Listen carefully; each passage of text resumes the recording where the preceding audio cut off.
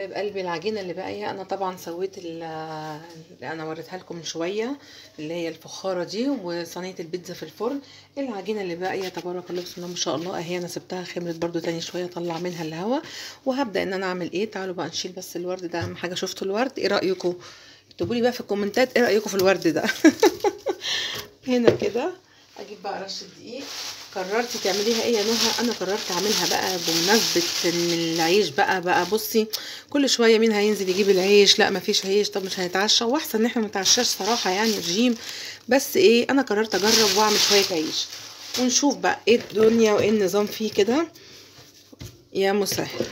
نعمل كده كور صغيره اهي، نعمل عيش شامي ونشوف هنسويه ازاي. طبعا في كذا طريقه للتسويه، في الفرن، في على الشوايه، في بتحطيها على الطاسه على النار وبعد كده تنزليه في الشوايه، يعني في حاجات كتير. فانا دلوقتي هعمله كده زي ما انت شايفه الكور كده، وبعد كده اسيبه يخمر شويه، وبعد كده ايه او افرده واسيبه يخمر هو ايه مفروض شويه اهو، عشان يبقى كده فيديو شامل عملت منه كذا حاجه. يا رب بس يعجبكم. لو عجبك طبعا ما تنسيش بقى الشير واللايك والكومنت والحاجات الجميله التشجيعيه دي، وتكتبي لي في الكومنتات انت بتشوفيني من انهي بلد، ده بيساعدني جدا.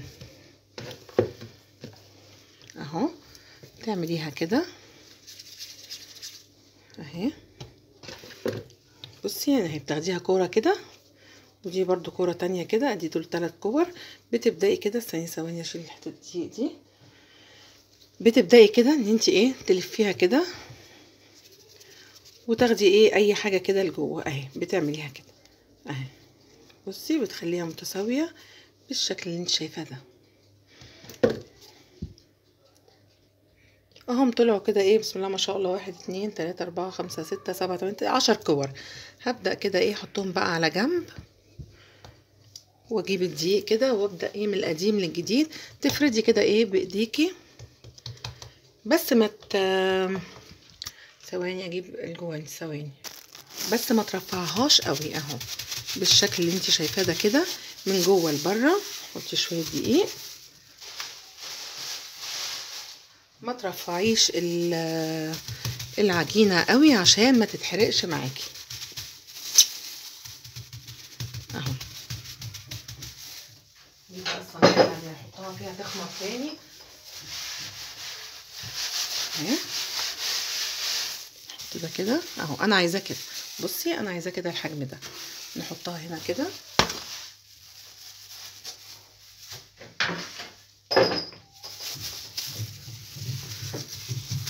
طبعا. كل ما العجينه خمرت كل ما هتطلع لك نتيجه روعه اهو.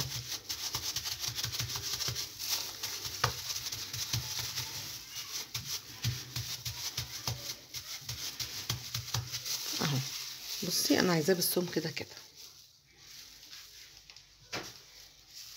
هعمل واحده تانية كده قدامك، وطبعا زي ما قلت لك احنا هنسيبها تخمر، هنسيبها تخمر تاني، لان كل ما خمرت اهي من جوه لبره، من جوه لبره اهي بالشكل ده كده. كل ما خمرت كل ما كان احسن. بص اهي، اما اجي اخبزها بقى اشوف اخبزها ازاي وهوريكي. بصوا يا حبايب قلبي بقى البيتزا اللي طلعت، بصوا الجمال، روعه روعه، عايزه اقول لك طالعه حكايه.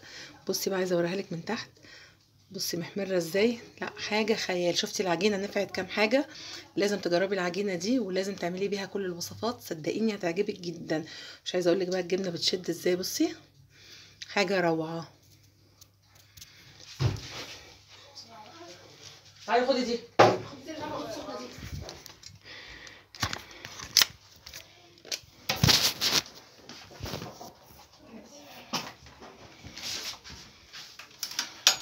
بصوا حبايب قلبي انا حاطه صاجه على النار، دي الطريقه اللي هسوي بيها اهي كده. وما يبدا العيش يشمع معايا، يعني يمسك نفسه كده من تحت كده ياخد لون بسيط، هبدا ان انا ادخله تحت الشوايه وان شاء الله نشوف مع بعض وهيعلى وهيبقى حلو جدا.